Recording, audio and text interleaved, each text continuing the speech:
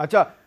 رنجا صاحب یہ بتائیں کہ سلمان اکرم راجہ صاحب کہہ رہے ہیں کہ یہ تو آئینی ترمیم کا معاملہ ہے، اور کیا آپ سمجھتے ہیں کہ آپ کے پاس تو 2/3 میجورٹی نہیں ہے، تو آپ کیسے آئینی ترمیم کریں گے؟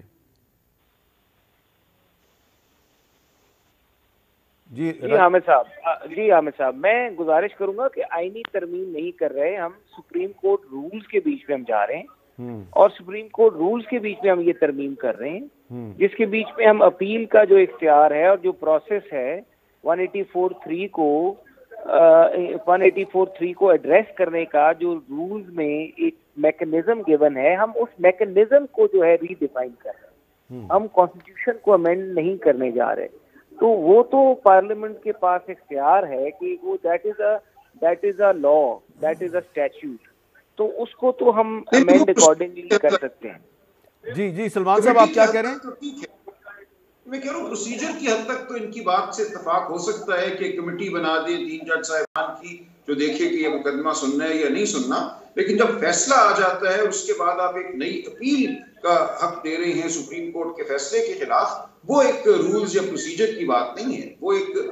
یکسر مختلف نوعیت کا معاملہ ہے۔ جی وسیم سجاد صاحب آپ اس پہ کیا کہیں گے کہ یہ کانسٹیٹیوشنل امینڈمنٹ ہونی چاہیے یا یہ ایک سادہ قانون سازی؟ یہ جو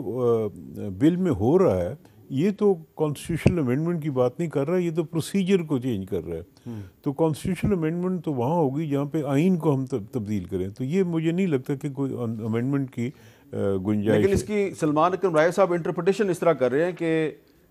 وہ کہہ رہے ہیں جی کہ اس میں ایک کلاز ہے کہ انٹرپریٹیشن آف دی کانسٹیٹیوشن، تو وہ والا بھی معاملہ اگر آئے گا تو اس میں پھر 5 ججز کی کمیٹی فیصلہ کرے۔ انٹرپریٹیشن آف دی کانسٹیٹیوشن کا مطلب ہے تشریح کرنا آئین کا، آئین کو دوبارہ نہیں۔ لیکن کیا کہہ رہے ہیں آپ، کیا کہہ رہے ہیں؟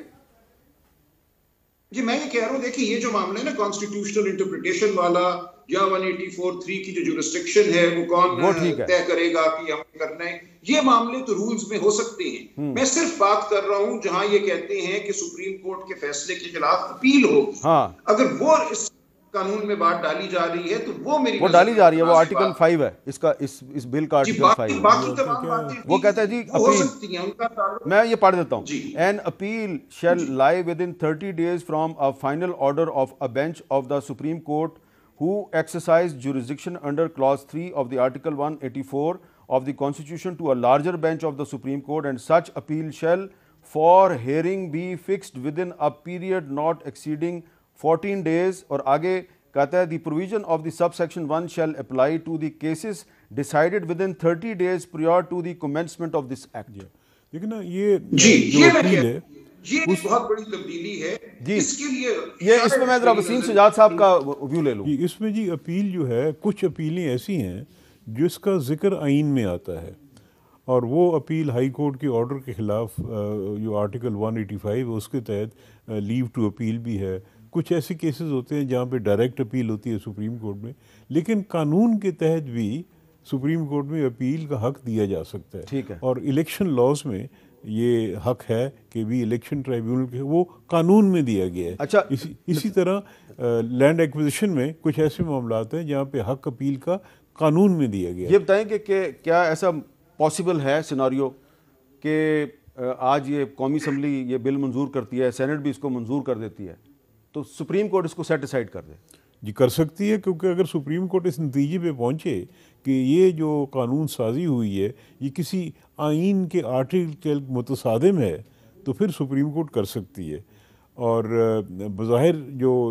کیا ہے یہ تو پروسیجرل لاز میں ہے، لیکن ممکن ہے سپریم کورٹ اس کو ٹیک اپ کرے اور ذرا ڈیپر سٹڈی میں اس کو نتیجے پہ پہنچے۔ لیکن سپریم کورٹ میں آپ نے شروع میں خود ہی کہا تھا کہ اس وقت ججز میں ڈویژن نظر آ رہی ہے۔ بالکل صحیح ہے جی، اس وقت یہ جو مطالبہ ہے نا جس کی بنیاد پہ یہ تبدیلیاں آ رہی ہیں یہ کافی عرصے سے آ رہا ہے، اور خصوصاً جب سپریم کورٹ نے زیادہ اس کا استعمال شروع کیا 184(3) کا، تو اس وقت سے یہ آوازیں بار میں پبلک میں آ رہی تھیں کہ جی یہ زیادہ غلط استعمال ہو رہا ہے، اس کی روح کے مطابق نہیں ہو رہا، اور چونکہ یہ ایک حتمی فائنل فیصلہ ہوتا ہے تو اس کے خلاف ایک اپیل بھی ہونی چاہیے۔ تو یہ باتیں تو کافی عرصے سے چل رہی تھیں۔ اب ہم دیکھ رہے ہیں کہ سپریم کورٹ کے اندر سے بھی یہ آوازیں آ رہی ہیں، یہ